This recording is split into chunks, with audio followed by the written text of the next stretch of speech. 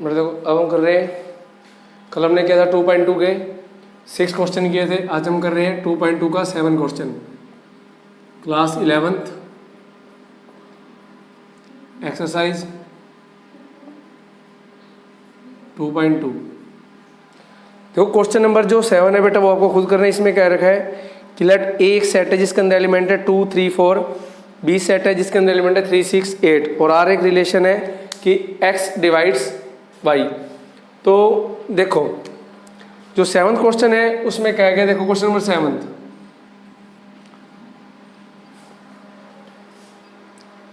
Late a equal to 2 3 4 and b equal to 3 6 8. Find r where r is the relation. Find r where r is the relation x divides y. X divides y from set A to set B, from set A to set B। देखो R जो relation जा रहा है वो जा रहा है A to B और R is the relation, R is the relation x divides y। तो मैं R को लिख लूंगा देखो x y such that x divides y और x belongs to A, y belongs to B। ठीक है, तो हम वो एलिमेंट ले लेंगे ए के जो बी सेट के एलिमेंट्स को डिवाइड करते हैं। ए का पहला एलिमेंट 2 है, 2 3 को डिवाइड नहीं करता है, तो 2 किसको डिवाइड करता है 6 को, और 2 किसको डिवाइड करता है 8 को। तो इसका मतलब 2 6 2 8। नेक्स्ट एलिमेंट ले लेंगे हम 3। देखो 3 3 को भी डिवाइड कर रहा है और 3 6 को भी डिवाइड कर रहा है, बट 3 डज नॉट डिवाइड्स 8। तो 3 3 को डिवाइड कर रहा है और 3 6 को डिवाइड कर रहा है। नेक्स्ट एलिमेंट ए सेट का 4 लेंगे हम। 4 does not divide 3, 4 does not divide 6, but 4 divides 8। ठीक है, तो ये हमारा हो गया रिलेशन की x डिवाइड्स y। ठीक है, तो बेटा हम a में से वो एलिमेंट उठाएंगे, पहले फर्स्ट एलिमेंट उठाएंगे और वो देखेंगे b सेट के एलिमेंट के, b सेट के किस किस एलिमेंट को डिवाइड कर रहा है, उसके साथ हम इसका ऑर्डर पेयर बना देंगे। जैसे यहाँ से 2 उठाया, 2 3 को डिवाइड नहीं करता, 2 6 को डिवाइड करता और 2 8 को, तो इसके अकॉर्डिंगली हमने ये एक हमारा रिलेशन तैयार हो गया। ये था आंसर। अब हम चलते हैं क्वेश्चन नंबर 8 की तरफ।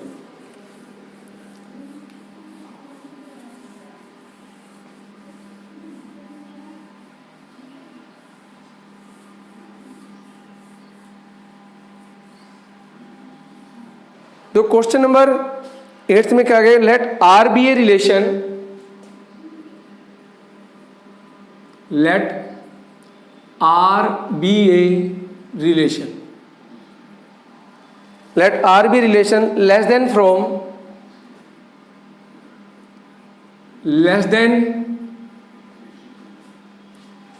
A, less than from A equal to 1 2 3 4 5,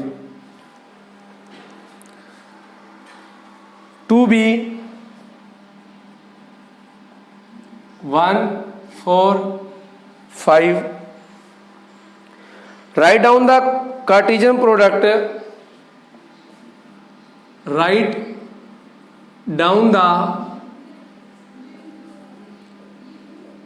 Cartesian product,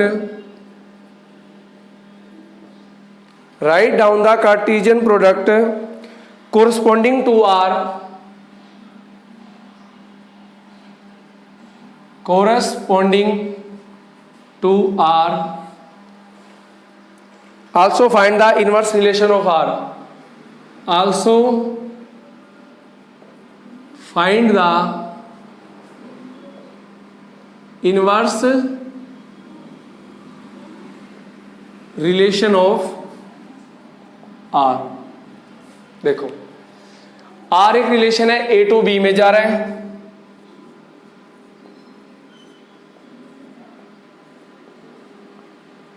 और आर जो रिलेशन दे रखा है आपको वो दे रखा है, ध्यान से पढ़ो, less than from A to B, मतलब मैंने दो एलिमेंट उठा लिए x y such that x less than है वाई से, और x belongs to A y belongs to B. ये हमारे को एक रिलेशन दे रखा है।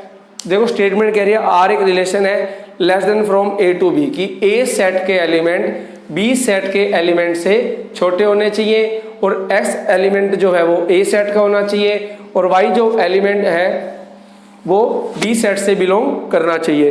तो हम ऐसे ऑर्डर पर उठाएंगे जिसमें ए सेट के एलिमेंट बी सेट के एलिमेंट से छोटे होंगे या स्मॉल रहेंगे। देखो तो इसमें से ए सेट का वन एलिमेंट उठा लेंगे, तो वन से छोटा तो होगा नहीं, तो 1 4 से छोटा भी होगा, और 1 5 से, तो 1 का कॉम्बिनेशन 1 4 1 5। नेक्स्ट एलिमेंट 2 2 4 2 5 3 4 3 5, ठीक है, 4 5। इसके अलावा अब हमारे पास कोई भी नहीं बन पाएगा। देखो रुको बेटा एक बार, एक ही इसमें भी इसको खत्म कर देते हैं बेटा, और 4 5। देखो 1 से छोटा नहीं होगा, 1 4 से छोटा, 1 5 से छोटा, फिर हमने 2 1 से छोटा नहीं होगा, 2 1 से बड़ा होता है, तो इसलिए 2 1 नहीं आएगा, 2 4 2 5, 3 4 3 5, 4 4 से छोटा नहीं है, तो 4 के साथ 5 आएगा, और कोई भी हमारे पास ऐसा एलिमेंट नहीं है ए सेट का कि जो बी सेट से छोटा। तो ये हमारे पास हो गया हमारा रिलेशन आर। अब हमको फाइंड आउट करना है inverse relation. Now inverse relation of R, that is R inverse equal to, देखो जो ये एलिमेंट है उनको रिवर्स कर लो, 4 1 5 1 4 2 5 2 4 3 5 3 और 5 4। ये जो हमारा रिलेशन है ये क्या हमारा इनवर्स रिलेशन। बट अगर लैंग्वेज की बात करूं तो इसका मतलब ये हो गया, अब मेरे पास इसका रिवर्स हो गया, मेरी x ग्रेटर देन y, तो 2 किससे बड़ा, देखो 1 से। इनवर्स का मतलब इसका अपोजिट कर दो, ठीक है। b जो a सेट का एलिमेंट तो b का होगा, b वाला a का होगा, तो मतलब 4 1 5 1 4 2 5 2, ये सारे के सारे किस में आ गए हमारे पास, इनवर्स रिलेशन के अंदर आ गया बेटा, ठीक है। अब हम बात करते हैं क्या कहते हैं क्वेश्चन नंबर 9 की तरफ। बेटा 9 के 2 पार्ट है, मैं आपको एक पार्ट कराऊंगा, ठीक है। ये क्वेश्चन ध्यान से पेपर में ग्रेटर देन भी आ सकता है लेस देन की जगह पे, तो उसके अकॉर्डिंगली आप अप्लाई कर लेना कौन कौन से ऑर्डर पे यहाँ पर आएंगे।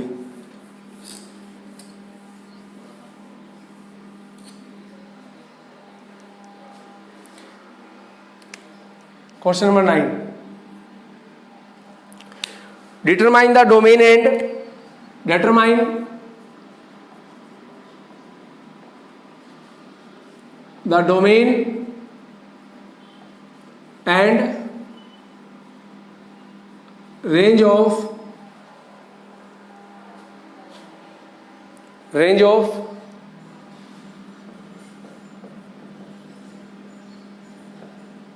the following relation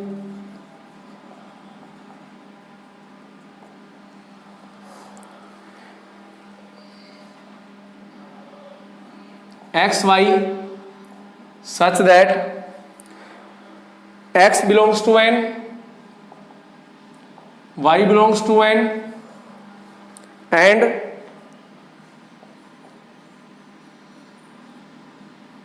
x plus y equal to 10। Solution बेटा देखो अकॉर्डिंग टू क्वेश्चन के हिसाब से जो r एक रिलेशन है वो कहां से कहां जा रहा है, सेट ऑफ नेचुरल नंबर से सेट ऑफ नेचुरल नंबर, क्योंकि यहाँ पर बोला गया x b belongs to N कर रहा है और वाई भी एन को बिलोंग कर रहा है, तो इसका मतलब x and y both are belongs to set of natural number. तो इसका मतलब आर जो हमारा रिलेशन डिफाइन कर दिया गया है वो कहाँ से कहाँ गया, सेट ऑफ नेचुरल नंबर से लेकर सेट ऑफ नेचुरल नंबर तक। और आर जो आपको दे रखा है उसमें बोल रखा है x y such that x plus y is equal to 10 और x comma y both are belongs to set of natural number. तो हमने क्या कर रहे हैं बेटा, हमको सेट ऑफ नेचुरल नंबर से ऐसे दो एलिमेंट उठाने हैं जिनका सम 10 आता हो। तो देखो क्या करेंगे, अगर हम x की वैल्यू 1 लेंगे तो y मेरे पास 9 आ गया, 1,9। x की वैल्यू 2 तो y की वैल्यू 8, x की वैल्यू 3 y की वैल्यू 7, x की वैल्यू 4 y की वैल्यू 6, x की वैल्यू 5 y की वैल्यू 5, x की वैल्यू 6 y की वैल्यू 4, x की वैल्यू 7 y की वैल्यू 3, ठीक है, x की वैल्यू 8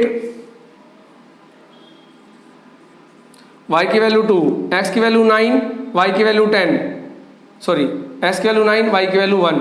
और हमारे पास कोई भी ऑर्डर पेयर ऐसा नहीं आएगा कि जिन दो एलिमेंट का सम 10 होता, कोई नेचुरल नंबर 1 से स्टार्ट होते हैं। अगर x के वैल्यू आपने 10 ले ली तो y मेरा 0 आ जाएगा और 0 does not belongs to set of natural number, तो इसलिए उसको रिजेक्ट कर लिया जाएगा। तो ये तो मेरा आ गया रिलेशन। अब हमारे से ऊपर क्वेश्चन में पूछा गया find the domain and range of the function या सॉरी रिलेशन। तो मैंने कल आपको बताया था कि जो भी हमारा रिलेशन बनकर आता है उस रिलेशन के अंदर जो हमारे ऑर्डर्ड पेयर होते हैं उसका फर्स्ट एलिमेंट जो होता है वो डोमेन को डिनोट करेगा और सेकंड एलिमेंट मेरा रेंज को रिप्रेजेंट करेगा। तो देखो अब मैं लिख दूंगा domain of R, domain of R, तो ये बनेगा 1, 2, 3, 4, 5, 6, 7, 8, 9। अब हम बात करेंगे इसकी रेंज की।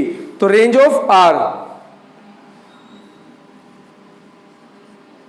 रेंज ऑफ आर, तो रेंज बेटा देखो पीछे वाले एलिमेंट है तो ये सारे के सारे किसको रिप्रेजेंट कर रहे हैं, रेंज को।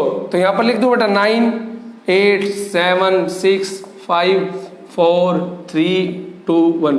बेटा ये आप आगे पीछे भी ले सकते हो, इससे हमारे आंसर पे कोई इफेक्ट नहीं पड़ता, क्योंकि मैंने बताया था कि कर्ली ब्रैकेट के अंदर और सेट चैप्टर के अंदर की एलिमेंट को हम आगे पीछे ऑर्डर में कर दे तो उसके ऊपर हमारे कोई इफेक्ट नहीं पड़ता है। तो ये था बेटा क्वेश्चन नंबर 9 का फर्स्ट पार्ट। अब इसका एक पार्ट हो रहा है सेकंड पार्ट, वो आपको खुद ट्राई करना है। अगर आपको फिर भी कोई डाउट आए तो आप मेरे से पूछ सकते हैं, ठीक है। अब हम बात करते हैं क्वेश्चन नंबर 10 के ऊपर।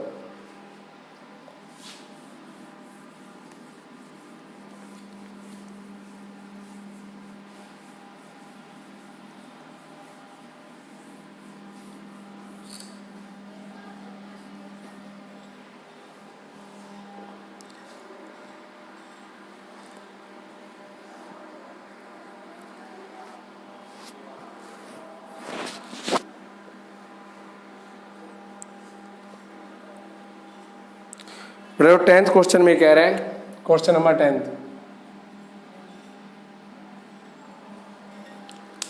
a relation R is defined on a relation R is defined on set of integers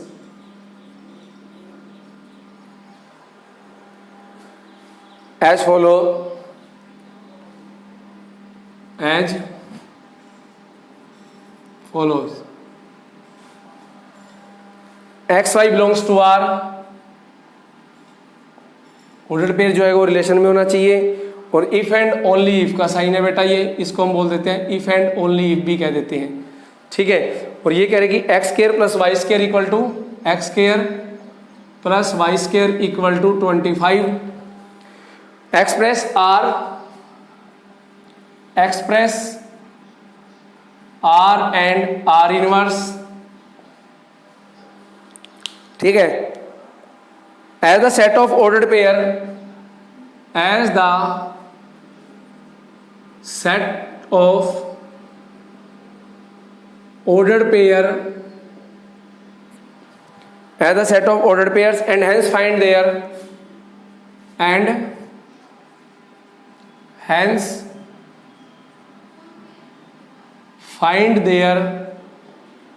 domain, and hence find their domains. Respective domain बेटा लिख सकते हो। देखो solution according to question R एक रिलेशन है, कहाँ से कहाँ जा रहे हैं, सेट ऑफ इंटीजर से लेकर सेट ऑफ इंटीजर तक जा रहे हैं। अच्छा उसके बाद इसमें एक बात बोली हुई है, देखो ध्यान से, कि आर जो रिलेशन है ना उसको मैं ऐसे लिख रहा हूं, देखो x y such that x square plus y square equal to 25 और x comma y belongs to Z. ठीक है, आप सुनो बेटा, या मैं इसको एक बात और लिख दूंगा, देखो कैसे लिखना है वो भी एक तरीका और बताता हूं मैं आपको। इन्होंने बोला है कि x y belongs to R if and only if, ये भी लिख सकता हूँ इसको मैं सिंबल को, कि x square plus y square is equal to 25। अच्छा अब आप देखो, या तो ऐसे कर लो या ऐसे लिख लो इसको, Y square equal to 25 minus X square, तो Y equal to plus minus root 25 minus X square. अब देखो, या तो आप ऐसे सोचो, हम कोई भी दो इंटीजर उठाएं और उनका स्क्वायर करें, उनका सम करें, तो मेरा सम कितना आना चाहिए, 25 आना चाहिए। ठीक है, तो ऐसे बहुत से हमारे पास सेट ऑफ इंटीजर्स में से एलिमेंट उठा सकते हैं, जिन दो एलिमेंट का स्क्वायर करके सम करें तो उनका सम कितना आना चाहिए, 25। चलिए यहां से कर लो, देखो मान लो सीधा रिलेशन अगर मैं बनाऊं तो देखो डायरेक्ट बना रहा हूं मैं आपकी बार। यहां अगर x की वैल्यू आपने मान लो इंटीजर में चलते हैं 0 ले लिए, तो 0 25 माइनस 0 25, तो इसका मतलब y की वैल्यू कितनी आ गई, प्लस माइनस 5, 0 के बाद आ गया प्लस माइनस 5। ठीक है, अगर 1 लिया तो रूट क्या 24, root 24 does not belongs to r, तो उसको हम रिजेक्ट कर देंगे। देखो कहने का मतलब यहां पर देखो आप, व्हेन x की वैल्यू 0 तो y की वैल्यू प्लस माइनस 5, x की वैल्यू 1 तो y की वैल्यू रूट 24 और ये does not belongs to z, तो इसको कर देंगे रिजेक्ट। फिर हमने लिया 2 का स्क्वायर 4 रूट 21, वो भी रिजेक्ट हो जाएगा। 3 ये भी बिलोंग, देखो 3 का स्क्वायर 9, तो 25 में 9 के 16, तो वो वैल्यू आ गई प्लस माइनस 4। ठीक है, अब हम बात कर रहे हैं 4 की, 4 का स्क्वायर 16, ये प्लस माइनस 3। फिर हम बात करेंगे 5 की, तो ये आ जाएगा 0। अच्छा ये तो थे पॉजिटिव के लिए। अगर हम बात करते हैं -1 की तरफ चलते हैं, क्योंकि इंटीजर बेटा नेगेटिव नंबर्स भी होते हैं मेरे पास, तो जैसे मैंने माइनस का 1 लिया तो -1 का स्क्वायर आल्सो +1, तो इसके साथ आंसर आ गया, देखो -1 कोमा प्लस माइनस 5, फिर -3 comma plus minus 4, -4 comma plus minus 3, -5 comma 0। तो ये मेरे पास आ गया रिलेशन। अगर इसको बिल्कुल सेपरेटिंग करके लिखना है तो वो भी लिख देते हैं हम। देखो बेटा देखो, मैंने इस तरीके से किया, x को 2 पुट कर दो, रूट 21 वो सेट ऑफ इंटीजर में इसको रिजेक्ट कर देंगे। फिर मैं लिया 3 का स्क्वायर 9, 25 में 9 के 16 का स्क्वायर प्लस माइनस 4, तो वो मैंने यहाँ लिख दिया है। ठीक है, तो अब देखो अगर हम इसको स्टैंडर्ड फॉर्म में अगर आप लिखना चाहो r को, तो क्या बनेगा, देखो r 0,5 0,-5 0,5 0,-5 और 3,4 3,-4 4,3 4,-3 5,0 और -1,5। सॉरी बेटा -1 नहीं आएगा, सॉरी बेटा -1 का केस नहीं आएगा, -1 का केस नहीं आएगा बेटा, सॉरी। ठीक है, उसके बाद -3,4 -3,-4, उसके बाद देखो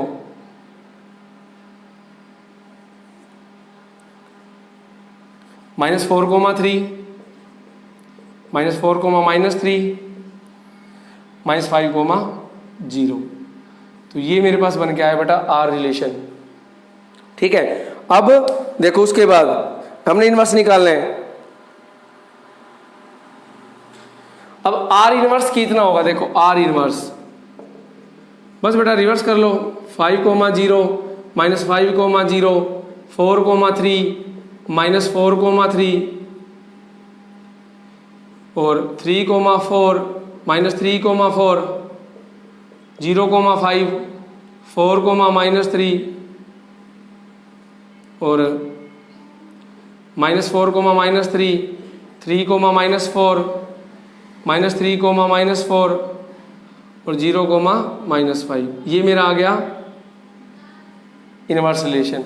उसके बाद क्वेश्चन पूछा domain of R, domain of R.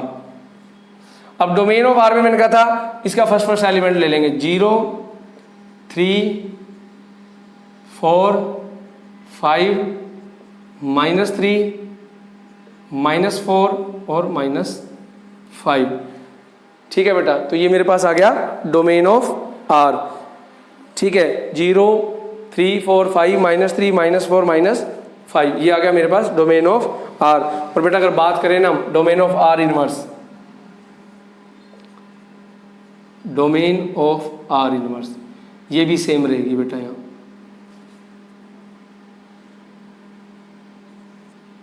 तो डोमेन ऑफ आर इनवर्स भी क्या रहेगी, 0, 3, 4, 5, -3, -4, -5। ठीक है, इसके ऊपर कोई फर्क नहीं पड़ेगा। तो ये था क्वेश्चन नंबर 10। अब बेटा इस एक्सरसाइज में 2 क्वेश्चन रह गए हैं, दोनों क्वेश्चन वेरी इंपॉर्टेंट है। ठीक है, अब वो 2 क्वेश्चन मैं आपको अभी बताता हूं। देखो, अब चलते हैं क्वेश्चन नंबर 10 पे। देखो क्वेश्चन नंबर 10 हमारा हो गया था, अब हम चलते हैं क्वेश्चन नंबर 11 की तरफ। तो दोनों क्वेश्चन इंपॉर्टेंट रहेंगे। ठीक है, और ये जो क्वेश्चन मैं आपको करा रहा हूँ ना 11th और 12th, बेटा इसको ढंग से समझना, क्योंकि ये क्वेश्चन इस तरह क्वेश्चन +2 में फर्स्ट चैप्टर में आते हैं। क्योंकि पहला चैप्टर जो 12th क्लास का है वो यही है, relation and function.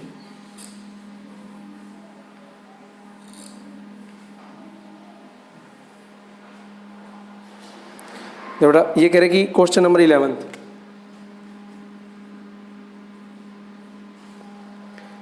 In the set of integer, in the set of integers let relation R be defined, let relation R be defined, let a relation R be defined as A related to B if and only if A minus B is even, A minus B is even. Prove that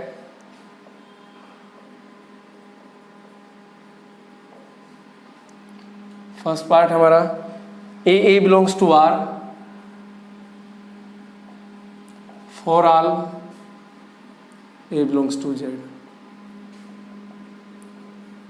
A comma B belongs to R, that implies B comma A belongs to R for all A B belongs to Z. Third,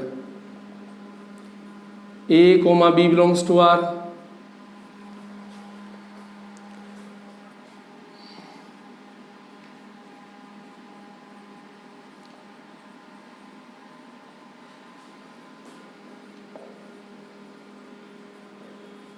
देखो बेटा इसमें कह रहा है कि R एक relation है, set of integer से लेकर सेट ऑफ इंटीजर तक का। R जो रिलेशन दे रखा है मेरे को दे रखा है A comma B such that A minus B equal to even. ठीक है, और A comma B belongs to Z। पहली जो बात की गई है A belongs to R for all A belongs to Z, इसका मतलब बेटा ये रिलेशन कौन सा हो गया मेरा, रिफ्लेक्सिव रिलेशन। तो मैं इसको एक नाम दे देता हूं बेटा, रिफ्लेक्सिव।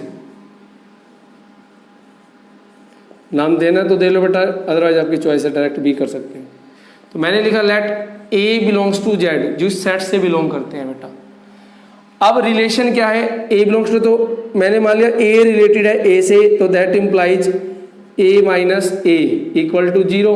अब बेटा देखो कहने को तो ये बोला जाता है कि 0 is neither even nor odd, लेकिन यहाँ पर हम मान लेंगे 0 is even as well as odd भी कह देता हूँ, which is even as well as odd. तो A minus A belongs to 0, तो which is even as well as odd. But वैसे तो जनरली हम कहते हैं कि नहीं होता। तो अब देखो, तो दैट इम्प्लाइज मैं कह दूंगा ए कोमा ए किसको बिलोंग कर गया, जेड को, A comma A belongs to R, for all A belongs to Z. तो फर्स्ट पार्ट बेटा देखो मेरा प्रूफ हो गया। अब हम बात करते हैं सेकंड पार्ट के लिए, सिमेट्रिक। सिमेट्रिक इसमें करेंगे लेट, मैंने मान लिया A comma B belongs to Z, मैंने माना कि ए रिलेटेड है बी से, तो that implies A minus B equal to even. अगर ए माइनस बी इवन है तो दैट इंप्लाइज, माइनस कॉमन ले लिया मैंने, B minus A equal to even, तो that implies B minus A equal to also even. अगर B minus A even तो that implies मैं कह दूं बी किससे रिलेटेड हो गया, ए से। तो उसके बाद देखो बी अगर ए से रिलेटेड हो गया तो अब मैं बात करूंगा, देखो यहां से आर इज रिफ्लेक्सिव, ठीक है। तो बी किससे रिलेटेड हो गया, ए से।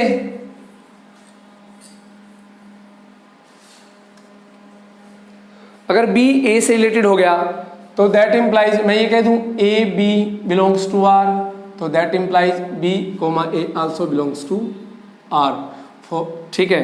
तो that implies R is symmetric. तो आर क्या हो गया मेरा, सिमेट्रिक रिलेशन। क्योंकि सिमेट्रिक रिलेशन कहता है अगर ए बी से रिलेटेड है तो बी को ए से रिलेटेड होना पड़ेगा। अब हम बात करते हैं थर्ड पार्ट की बेटा, वो है ट्रांजिटिव। ट्रांजिटिव ये फर्स्ट, सेकंड और ये मेरा थर्ड। इसके लिए मान लेंगे let A comma B comma C belongs to Z, तीनों के तीनों जो एलिमेंट है वो मैंने किस में से बिलोंग करा दिए, सेट ऑफ इंटीजर में से। अगर सेट ऑफ इंटीजर में से बिलोंग कराए हैं तो देखो अब क्या करेंगे हम, सुनना, देखो ए रिलेटेड बी से तो that implies A minus B is equal to even, B related है सी से तो that implies B minus C equal to even. अब इसको मैंने मान लिया 1, इसको मान लिया 2। अच्छा अब देखो इसको 1 इसको 2 मान लिया तो नाउ 1 प्लस 2, 1 और 2 को ऐड कर दो, 1 और 2 को ऐड करेंगे तो कितना आएगा, देखो a minus B plus B minus C equal to even plus even. तो b से मेरा b कैंसिल हो गया, ये कितना गया a minus C is equal to even. तो दैट इंप्लाइज मैं कह दूंगा कि a रिलेटेड टू c, अगर a रिलेटेड टू c तो दैट इंप्लाइज मैं कह दूंगा A B belongs to c, A B comma B C belongs to R, तो that implies A comma C also belongs to R, ठीक है। तो that implies R is transitive. तो ये था बेटा क्वेश्चन नंबर 11, ठीक है। दोबारा सुन लो बेटा, देखो रिफ्लेक्सिव के लिए कहते हैं हम सेम एलिमेंट उठाते हैं हमेशा, ए बिलोंग्स टू जेड तो ए रिलेटेड टू ए लेके चलेंगे, और जहां पर भी है वहां पर भी ए पुट कर दिया, A minus A equal to 0 which is even. अब सिमेट्रिक में ए बी एलिमेंट उठाए मैं सेट ऑफ इंटीजर से, तो ए माइनस बी इवन तो B minus A is also even. इसमें मैंने क्या किया, ट्रांजिटिव में 3 एलिमेंट उठाए जाते हैं बेटा, सेट ऑफ इंटीजर होगा तो इंटीजर, नेचुरल होगा तो नेचुरल, जो भी सेट हमारे को गिवन होगा।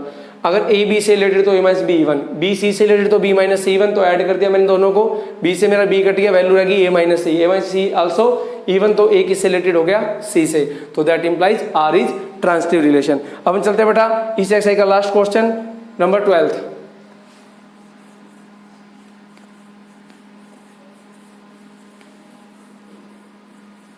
बेटा एक बार ध्यान रखना, कभी भी अगर कोई हमारा रिलेशन अगर फेल होता है तो उसमें हम एग्जाम्पल देके चलते हैं, राइट बात पे हम कभी भी एग्जाम्पल नहीं देके चलते। तो क्वेश्चन नंबर 12 देखो, लास्ट क्वेश्चन, इसमें क्या है, let a relation R1 on, let a relation R1 on set of R, मतलब real number of all real numbers ऑफ all real numbers be defined as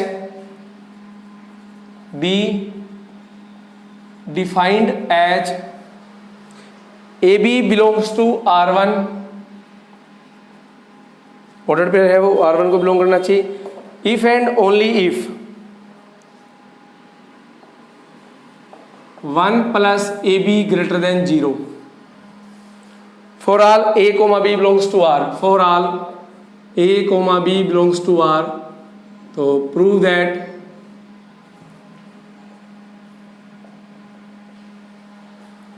A belongs to R1 for all A belongs to R. Second, AB belongs to R1, that implies BA belongs to R1 for all AB belongs to R. अब देखो बेटा, इसमें relation change कर दिया गया है. इसमें जो मेरा रिलेशन का नाम रख दिया गया वो R1 रख दिया गया है और वो डिफाइन किया गया बेटा सेट ऑफ रियल नंबर से लेकर सेट ऑफ रियल नंबर तक. तो देखो कैसे, R1 एक रिलेशन है, कहाँ से कहाँ तक, सेट ऑफ रियल नंबर से लेकर सेट ऑफ रियल नंबर तक. और R1 में जो रिलेशन दिया गया वो क्या दिया गया, देखो A B such that 1 plus A B greater than 0 for all A comma B belongs to R, set of real number में से. तो देखो पहला जो केस है वो रिफ्लेक्सिव है बेटा, ए आ गया ना, तो इसका मतलब रिफ्लेक्सिव. और मैंने कहा था जो हर रिफ्लेक्सिव आइडेंटिटी रिलेशन होना मस्ट है. तो हम क्या लिखेंगे, let A belongs to R, वहाँ सेट ऑफ इंटीजर था तो ए बिलोंग्स टू जेड लिखा था, या सेट ऑफ रियल नंबर है तो ए बिलोंग्स टू आर लिखेंगे. अब इसने बोला कि ए बिलोंग्स टू R1, तो मैं देख के चला, देखो ए रिलेटेड है ए से, तो that implies 1 plus A, B की जगह पे बी ए ग्रेटर देन 0, तो ये बन गया 1 प्लस ए स्क्वायर ग्रेटर देन 0. बेटा एक बात बताओ, पहली बात तो ए स्क्वायर है, ए स्क्वायर की वैल्यू कभी भी नेगेटिव नहीं हो सकती. फिर उस वैल्यू के अंदर 1 ऐड भी किया हुआ है, तो positive plus positive also positive, तो this value is also greater than 0 for all A belongs to R. तो दैट इम्प्लाइज ए किसको बिलोंग कर गया, R1 को, तो that implies R is reflexive, R is reflexive. अब हम बात करेंगे सिमेट्रिक के लिए, पार्ट नंबर सेकंड. देखो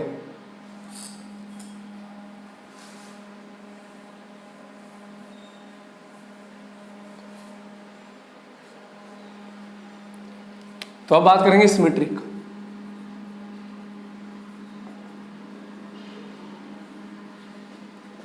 late A comma B belongs to R, set of real number में से मैंने लेके चला कि ए रिलेटेड है बी से, तो that implies 1 plus A B greater than 0. अगर 1 plus A B greater than 0 है तो दैट इम्प्लाइज मैं ये भी कह सकता हूँ 1 प्लस बी ए ग्रेटर देन 0, तो दैट इम्प्लाइज मैं ये भी कह सकता हूँ कि बी किससे रिलेटेड हो गया, ए से. बड़ा कुछ नहीं करना, देखो जब बी ए की बात आएगी तो ए की पोजीशन पे बी पुट हो जाएगा और बी की पोजीशन पे ए पुट हो जाएगा. जब 1 प्लस ए बी की गुना 0 से बड़ी है तो सिंपल सी बात है 1 प्लस बी ए बी 0 से बड़ा को मान लो ए की वैल्यू 2 बी की वैल्यू 3 है, तो 2 3 जा 6 प्लस 1 7 ग्रेटर देन 0, या 1 प्लस 3 इंटू 2 कर ले आल्सो 7, तो वो भी ग्रेटर देन 0. तो बी किससे रिलेटेड हो गया, ए से. तो दैट इम्प्लाइज मैं ये कह दूं A comma B belongs to R1, तो that implies B comma A belongs to R1. ठीक है, तो इसके हिसाब से मैं कहता हूं तो that implies R1 is symmetric. ठीक है, तो ये था बेटा हमारा क्वेश्चन नंबर 12. इसमें ट्रांसिटिव भी कर सकते हैं बेटा अगर हम करना चाहें तो, ठीक है, लेकिन इसने हमसे पूछा नहीं है तो हम सिर्फ सिमेट्रिक तक प्रूव कर दिया इसको मैंने. तो बेटा इसको ध्यान से रखना है, पहला केस रिफ्लेक्सिव, दूसरा केस सिमेट्रिक है यहाँ पर, क्योंकि ए बी दे रखा है और बी अगर यहाँ पर A B comma B A B C belongs to R1 और फिर पूछता हमारे से कि ए सी बिलोंग्स टू R1, तो इसका मतलब वो कौन सा केस होता, ट्रांसिटिव. तो बेटा इसी के साथ अब आपकी ये 2.2 कंप्लीट हो गई है. ठीक है, अब हम करेंगे नेक्स्ट लेक्चर में.